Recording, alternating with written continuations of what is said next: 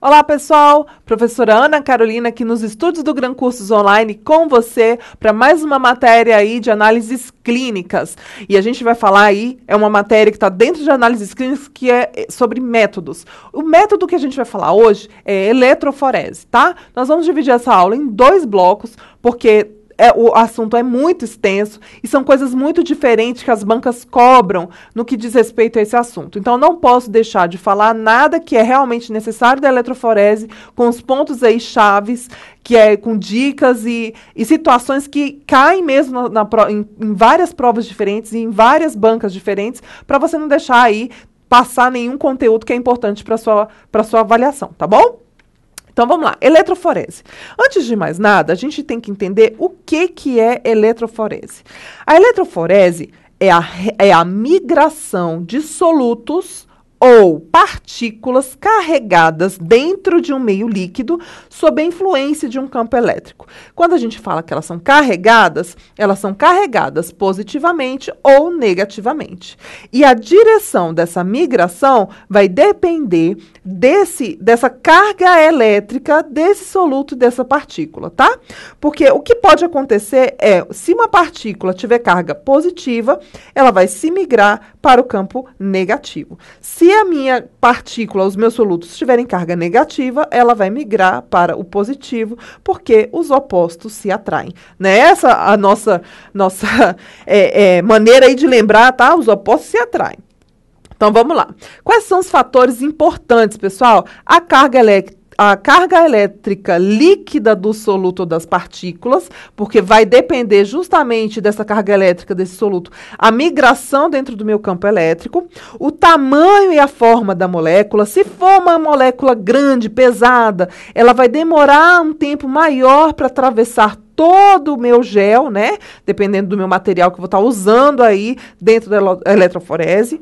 A intensidade desse campo elétrico, será que esse campo elétrico está dentro de uma intensidade que favorece a migração padronizada dessas partículas, dessas moléculas? As propriedades do meio de suporte. Toda vez, pessoal, que eu falar em suporte, eu estou falando do gel. Tá? Toda vez que eu falar de suporte, eu estou falando da fase sólida, onde está correndo aí a minha eletroforese, tá? E a temperatura da minha operação. Por exemplo, se eu tiver com uma temperatura muito alta, vai degradar tudo, não vai ter corrida nenhuma, tá? Então, eu tenho que estar muito atento. E se tiver muito baixo também, eu posso fazer com que essas minhas moléculas não se movam dentro desse campo elétrico. E aqui, eu mostro para vocês um esqueminha de um aparelho de eletroforese. Toda eletroforese, independente do tipo, vai ter esse mesmo princípio, tá? Que princípio é esse, professora? É o seguinte, galera. Eu tenho uma placa, tá? Eu tenho uma placa. Onde dentro dessa placa eu tenho uma solução. E eu tenho um capilar. E eu tenho um suporte. Nesse suporte é onde eu vou colocar o quê? O meu gel. Beleza? Eu tenho eletrodos positivo e negativo dentro dessa minha solução. E eu tenho, pessoal, uma tampa. Para quê? Essa tampa é para evitar a evaporação desse tampão. Beleza? E é claro que eu vou ter uma fonte de energia que tem que ser constante. Eu não posso ter variação elétrica na minha eletroforese. Jamais, tá? Então, vocês entenderam a função de cada coisa? Para que serve a tampa? Para não evaporar. O eletrodo para fazer a corrente elétrica. Na fonte de energia tem que ser constante. Eu tenho ali o meu suporte, que é o gel. Tá? Então, a gente sempre vai falar suporte. Mas o que é suporte? Algo que eu estou segurando? É como se fosse uma mesa, né? Suporte. É o gel, é onde tudo acontece, onde toda a corrida acontece, beleza? Então, vamos continuar aqui. Como é que eu posso ter, então, a minha cuba eletroforética? Ela pode ser horizontal ou ela pode ser vertical. Tudo vai depender do método e do tipo de partícula que a gente vai estar fazendo análise, beleza? Quais são os tipos de meio de suporte? Lembra que eu falei para vocês que suporte é o nosso gel. Então, nós vamos começar aqui com o gel de amido. O gel de amido foi o primeiro material que foi usado como meio de suporte para a eletroforese. Só que ele era muito ruim, muito inespecífico. A porosidade, ele era muito instável. Então, por essa instabilidade toda desse gel de amido, era muito difícil a gente fazer leituras muito boas no gel. Mas foi onde tudo começou, beleza? No gel de amido. Vamos continuar aqui. Então, ele foi usado para separar macromoléculas, porque as moléculas menorzinhas era muito difícil usá-lo. Tá vendo? Olha como é que fica a leitura. Muito ruim, tá? Atualmente, é muito raro usar no laboratório de análises clínicas, tá? A gente não usa mais, porque é muito difícil você manter a reprodutibilidade dos resultados dentro desse gel. Olha como é que tá a leitura, bem borrada. Aí, veio na sequência o acetato de celulose. São fitinhas, tá? São membraninhas aí de celulose que são firmes e secos, opacos e quebradiços, feito por tratamento de celulose anidrido acético. E aí, para você conseguir usar esse acetato de celulose, tem que ser umedecido para amolecer e clarear antes do uso. E aí, sim, com esse acetato de celulose, a gente começou a ter uma resolução muito melhor de leituras das nossas corridas eletroforéticas. Outro tipo de suporte, gel de agarose, famosaço, tá? Hoje é o que mais usado no laboratório de análises clínicas, laboratório de pesquisa de RNA, de DNA, beleza? Então, ele vai ser usado em eletroforese de gel de agarose. A gente vai usar essa sigla a partir de agora, tá? Para separar vários analíticos. E aí entram o quê? Proteínas do soro, proteínas da urina, proteína do líquido cerebroespinhal, líquor, né? O líquido cefalorraquidiano. E isso é muito bom, porque aqui, gente, ó, nós temos pouquíssimas proteínas. Então, mesmo em quantidades muito pequenas, a gente consegue utilizar, então, o gel de agarose, tá? Variantes da hemoglobina. A gente vai falar lá no segundo bloco sobre eletroforese de hemoglobina, sobre essas hemoglobinas variantes. Então, a gente pode usar, sim, para variante de hemoglobina. Isoenzimas e lipoproteínas. Então, é um gel aí que é multiuso, dá uma super segurança no processo todo da eletroforese, desde o início até o final, super estável e super reprodutível. E o preço também é bom, tá? Então, é possível trabalhar muito bem com esse gel de agarose, beleza? E aí, galera, a gente tem um gel ainda melhor, que é o gel de poliacrilamida. O gel de poliacrilamida é termoestável, então ele tende a não se desmanchar se tiver que usar uma temperatura um pouco maior, um pouco mais alta, transparente, é durável e relativamente inerte. Então, ele sofre menos interferências químicas numa corrida eletroforética, tá? Além disso, não possuem carga, ou seja, eu não vou ter endosmose. Professora, que palavra é essa que eu nunca vi? Endosmose, já está falando. Osmose de dentro. Então, eu não vou ter uma transferência de carga elétrica, uma migração de substâncias ou do meu soluto para o próprio gel, para ele ficar fixo lá por uma questão de afinidade elétrica, tá? Então, ele consegue correr normalmente. E são preparados em diferentes tamanhos e poros. Então, eu consigo colocar poros menores e poros maiores, dependendo do soluto que eu estou investigando, tá? Aí, galerinha, a gente vai falar agora das etapas da eletroforese. A gente tem uma primeira etapa, que é a separação. Separação de quê, professora? Do nosso soluto. Eu preciso separar por carga elétrica e tamanho esse meu soluto, tá? Então, como é que funciona, então, a etapa da separação? Primeiro, eu vou montar a cuba com tampão. Então, eu tenho minha cuba, coloco o tampão dentro. Depois, eu coloco o suporte hidratado, né? O gel já hidratado, sem tá seco. No caso, por exemplo, de um acetato de celulose, ele já tem que estar preparado.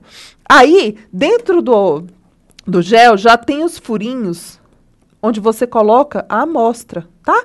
Então, você vai adicionar a amostra e aí sim, você vai realizar a separação por meio de corrente ou tensão elétrica constante. Aí você, literalmente, liga a eletroforese. E aí você faz a separação. Separou? Ah, professora, legal, separei. Então, agora você vai remover o suporte. Quer remover o quê, galera? O gel. Secar e usar um fixador porque eu não consigo trabalhar com o meu suporte úmido, eu tenho que ficar seco. Usar um fixador para que, mesmo após o término da eletroforese, esses meus solutos continuem não migrando, eles fiquem estacionados, tá? Depois eu vou fazer a coloração, que aí dependendo do tipo de eletroforese eu uso uma coloração diferente, para eu poder enxergar as bandas, beleza? Depois eu vou lavar e secar novamente a revelação da minha eletroforese. Para vocês terem noção aqui, dependendo do tipo de separação, nós temos corantes diferentes. Se for para proteínas séricas, você tem o amido black B, azul brilhante cromaci e ponçô S. Isoenzimas, azul de nitrotetrazóleo, lipoproteínas, fathead, óleo vermelho e preto sudã, para DNA, brometo de etídeo e para proteínas do líquido cefalorraquidiano, nitrato de prata, tá? Isso daqui, galera, ó, não tem jeito, é decoreba, tá? Algumas bancas pedem o nome do corante. Para quem trabalha com eletroforese, vai ser mais fácil gravar essa tabelinha aqui com os nomes de todos os corantes, tá? Mas aí, galera, é exercício e por associação a gente conseguir fechar isso daqui, tá? Mas vamos lá. Vamos falar agora dos tipos de eletroforese. Não dos tipos do que ele pode fazer, mas os tipos da configuração da minha eletroforese, tá? Então, eletroforese de zona. O que é isso, professor? Eletroforese de zona. É uma técnica de eletroforese que produz zonas de proteínas que são heterogêneas e fisicamente separadas uma das outras. O que isso significa? A albumina, ela é heterogênea. Eu posso ter vários tamanhos diferentes aqui dentro, mas eu consigo separar de outros tipos de proteína. Por exemplo, fibrinogênio, C3, tá? E aqui eu tenho a gama-globulina, que também está aqui separada pelo tamanho. Quais são os suportes utilizados na eletroforese de zona? Gel de agarose, gel de acetato de celulose e gel de poliacrilamida. Na eletroforese de zona, não é possível rodar mais de uma amostra. É rodado apenas uma amostra por vez, tá? Na eletroforese em placas de gel, a gente pode utilizar as cubas horizontais e verticais e eu consigo utilizar mais de uma amostra simultaneamente numa mesma corrida, tá? E aí eu posso usar também vários tipos de suportes: gel de agarose, gel de acetato de celulose e gel de poliacrilamida, tá? Eletroforese em disco. Como é que é essa eletroforese em disco? Como o nome já diz, aqui é uma vista lateral, mas vista por cima é um cilindro isso daqui, tá? Então, esse cilindro aqui, ele vai fazer como se fosse uma peneira molecular, tá? Então, fica aí a palavra-chave, peneira molecular. Por que isso, professora? Porque eu vou usar 2 géis, tá? Eu vou usar um gel de separação e o gel da eletroforese. Então, esse gel aqui vai filtrar para mim o que eu não quero e vai deixar passar só aquilo que eu quero. Então, geralmente, esse gel de separação vai usar uma porosidade um pouco menor para deixar passar só aquilo que eu quero, tá? Então, olha só, vai utilizar, então, um gel de separação com porosidade menor que o gel selecionado para correr a amostra. Quando isso acontece, quando eu ligo aqui a minha tensão elétrica, o que vai acontecer? Todos os íons da proteína migram facilmente pelos poros maiores. Então, ele é bem rápido, né? A migração dele. E aí, vão se acumular sobre o gel de separação em uma zona muito fina, concentrando os componentes proteicos na borda. E é muito usado, então, para materiais que têm baixo teor de proteínas, que é o líquido cefalorraquidiano. Então, para proteínas que têm materiais que têm pouquíssima quantidade de proteínas, eu posso sim usar uma eletroforese em disco, beleza? Eletroforese por focalização isoelétrica. Esse tipo de eletroforese, ele vai trabalhar muito com gradiente de pH, tá? Então, eu vou ter aqui um gradiente de pH, onde eu vou separar, principalmente associado, além da carga elétrica, eu também vou usar como referência, separar por pH. Tá? Então, ele vai separar com uma resolução aumentada compostos anfotéricos, como proteínas, em um meio possuindo um gradiente de pH estável. A proteína migra para uma zona em que o pH do gel corresponde ao seu PI. O que é o seu PI? Seu PI é seu ponto o seu ponto isoelétrico, tá? Ponto isoelétrico. Então, ele vai migrar até atingir o ponto isoelétrico. Nesse ponto, a carga da proteína se torna zero e a sua migração para. Então, o pH é que vai controlar isso daqui, tá? Então, vem aqui comigo. Só para vocês entenderem, eu tenho, então, um controle para esse tipo de eletroforese. Por focalização isoelétrica, é para o quê?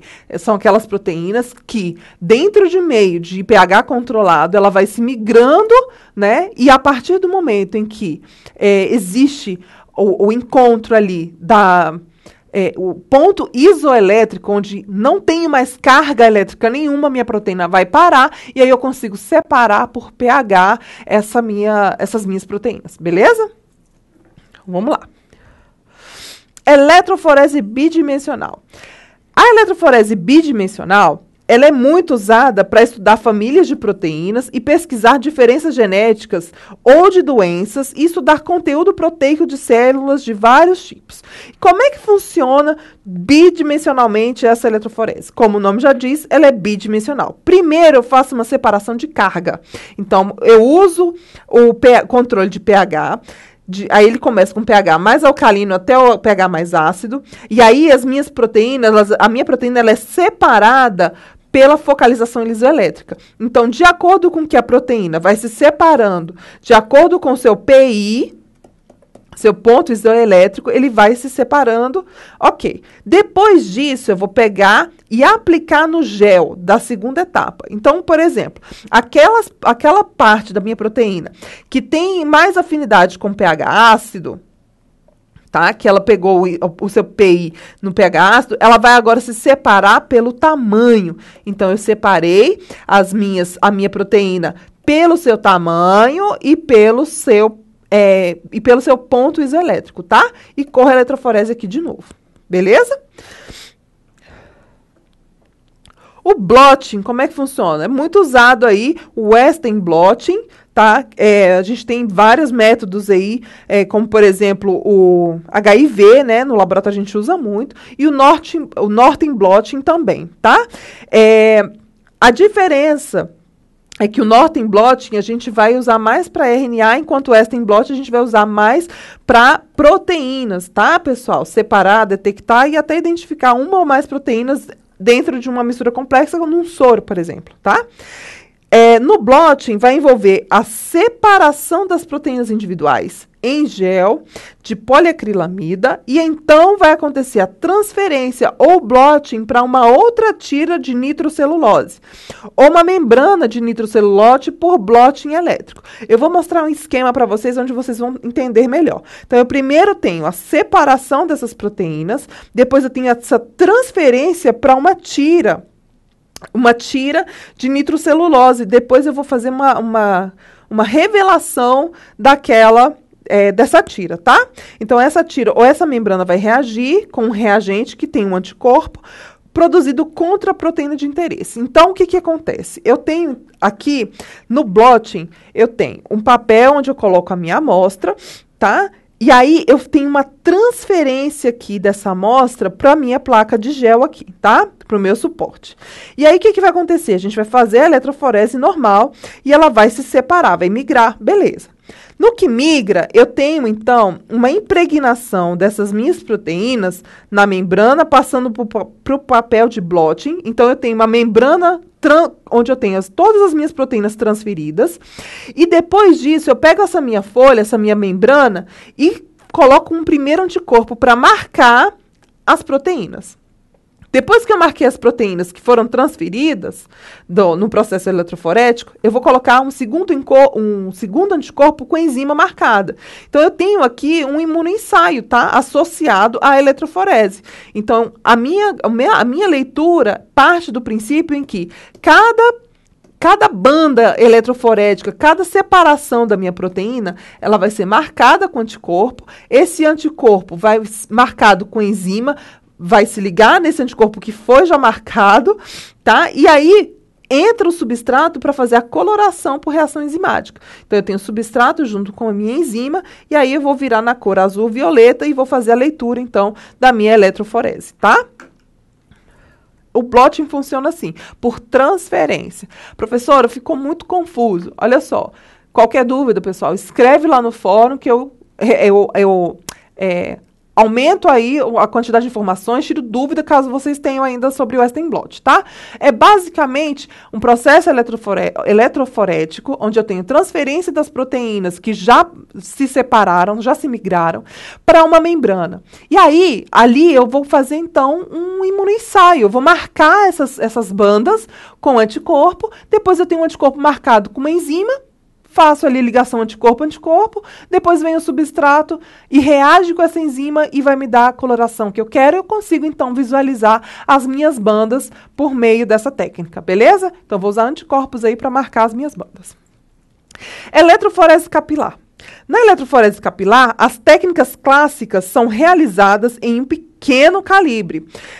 Pode ser um tubo capilar de sílica fundida, que é normalmente revestido com uma fina capa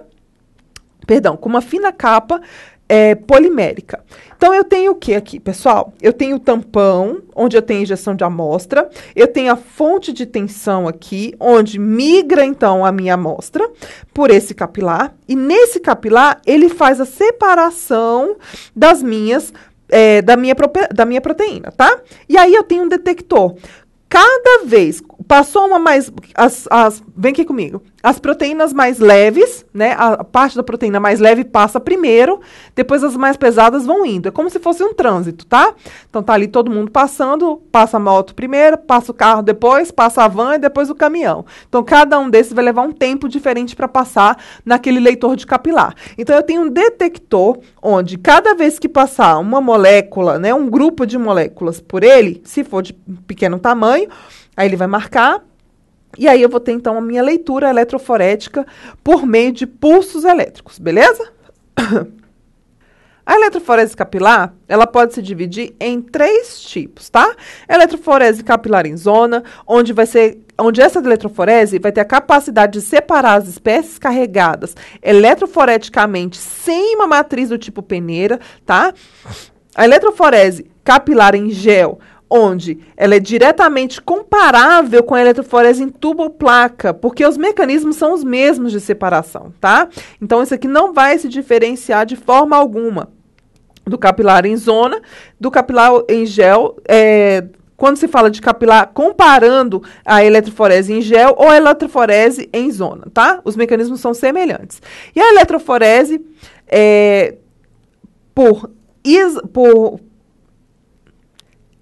isoelétrica, a eletroforese capilar isoelétrica, ela vai se diferenciar da convencional na medida que é realizada utilizando uma solução livre de anfólitos de um gel pré-moldado. E aqui ele vai também ter a mesma característica lá de migração por pH para separar e encontrar seu ponto isoelétrico, tá bom?